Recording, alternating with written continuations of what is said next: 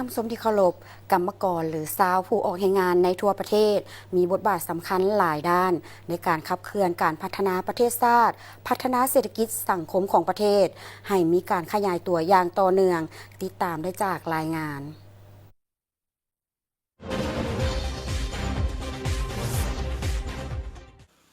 ท่านคงใจซุ่มพ้นพักดีผู้อำนวยการรัฐวิสาหกิจโรงพิมพ์แห่งรัฐได้กล่าวต่อทีมข่าวโทรภาพแห่งชาติลาวว่าในโอกาสวันกรรมกรสากลครบรอบ139 ปีท่านได้ยกให้เห็นถึงบทบาทในความสำคัญของกรรมกรก็คือสาวผู้แรงงานในขอบเขตทั่วประเทศต่อกับการพัฒนาประเทศชาติในแต่ละระยะเฮ็ดให้ประเทศได้รับการพัฒนาเฮ็ดให้เศรษฐกิจมีการขยายตัวอย่างต่อเนื่องเบ้าเฉพาะพนักงานกรรมกรภายในโรงพิมพ์แห่งรัฐได้มีความห่าวหันบุกบืนสุ่มทุกกำลังแหงกำลังใจเข้าในการจัดตั้งปฏิบัติเวียกงานที่ได้รับการมอบหมายเฮ็ดให้การปฏิบัติแผนเวียกในแต่ละมือแต่ละอาทิตย์แต่ละหน้าเวียกสำเร็จตามกำหนดเวลาทั้งเป็นการรับประกันได้ถึงด้านปริมาณและคุณภาพซึ่งรัฐวิสาหกิจโรงพิมพ์แห่งรัฐมีพนักงานกรรมกร60 กว่าคนมีพนักงานที่มีประสบการณ์มีความรู้มีความสำนิสำนาญในการดำเนินการเฮ็ดให้โรงพิมพ์มีความยืนยงคงตัวสร้างผลกำไรในแต่ละปีคณะพักคณะนำคณะหน่วยการก็ได้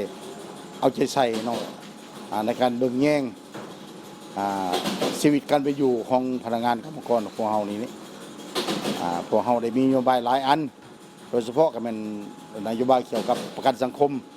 เนาะที่ว่าเป็นบนอิง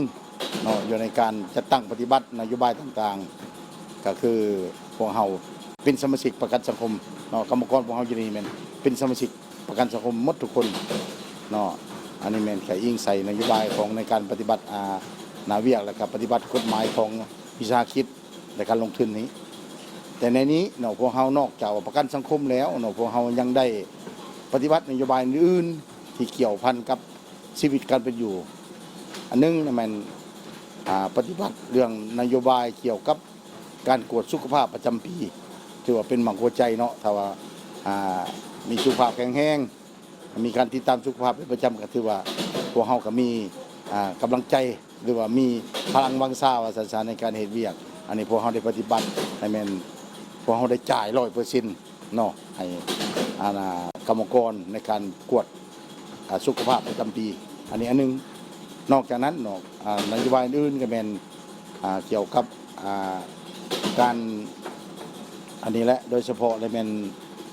ที่ว่าประกันสังคมเพิ่นบ่ให้นะแม่นพวกเฮาก็ได้ปฏิบัติต่อพนักงาน 100% เนาะกรรมกรเฮาได้รับ 100% อันนี้ด้านผู้ใช้แรงงานที่มีหัวคิดประดิษฐ์สร้างได้เฮ็ดเวียกตามหน้าเวียกที่รับผิดชอบของตนอยู่รัฐวิสาหกิจโรงพิมพ์แห่งรัฐเฮ็ดเวียกด้วยความห่าวหันตั้งหน้าปฏิบัติหน้าที่ตามการมอบหมายจากกันถึงและเฮ็ดหล่อนหน้าที่เรื่องนโยบายอยู่โรงพิมพ์แห่งรัฐเฮาเนาะก็มีนโยบายหลายอย่างที่ว่าเพิ่นนั่นเฮ็ดให้เฮาที่ว่าสะดวกสบายเนาะมีอันที่ว่าเฮ็ดคือว่าบ่อนอื่นก็สิบ่คืออยู่นี่ที่ว่าเฮาเฮ็ดเนาะเพิ่นก็ให้ความสะดวกเฮาหลายอย่างหรือว่าเรื่องอันเฮ็ดเวียกก็สะดวกสบายแล้วก็เรื่องที่ว่าเพิ่นนำพาเนาะเพิ่นแบ่งเวียกเป็นหยังให้ก็ที่ว่าสะดวกหลายอย่างวันกรรมกรนี่เนาะก็ขออวยพรให้บรรดาท่านที่ว่ากรรมกรทุกคนเนาะที่ว่าเฮ็ดเวียกสว่าสู่โซนมาเฮ็ดเวียกจงกรรมกรก็ขอให้ทุกท่านสุขภาพแข็งแรง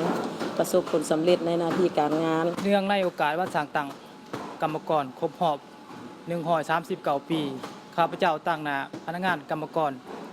รัฐวิสาหกิจโรงพิมพ์แห่งรัฐขอแสดงบุญคุณต่อคณะนำกระทรวงการข่าววัฒนธรรมและท่องเที่ยวและคณะพักคณะอำนวยการโรงพิมพ์แห่งรัฐพร้อมด้วยพนักงานกรรมกรเห็นในความสำคัญ ของวันสร้างตั้งกรรมกรลาวอย่างสุดยิ่งที่เป็นตัวแทนของชนชั้นกรรมกรของโรงพิมพ์แห่งรัฐ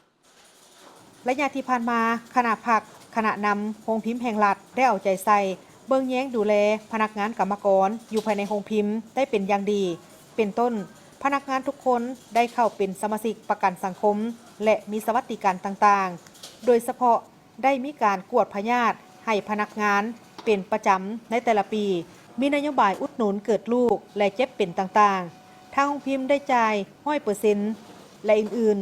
ๆ พร้อมนี้โรงพิมพ์ยังเห็นได้ถึงความสำคัญต่อกับวิธีการพัฒนาทรัพยากรมนุษย์ โดยได้จัดฝึกอบรมต่างๆ พร้อมทั้งส่งพนักงานไปฝึกอบรมด้านต่างๆ อยู่ภายในและต่างประเทศ เพื่อเพิ่มทักษะเพิ่มความรู้ให้พนักงานมีความเข้มแข็งรับประกันให้บุคลากรที่มีความรู้ความสามารถเพื่อมาพัฒนาโรงพิมพ์ให้มีความก้าวหน้าทันตามยุคตามสมัยและอื่นๆ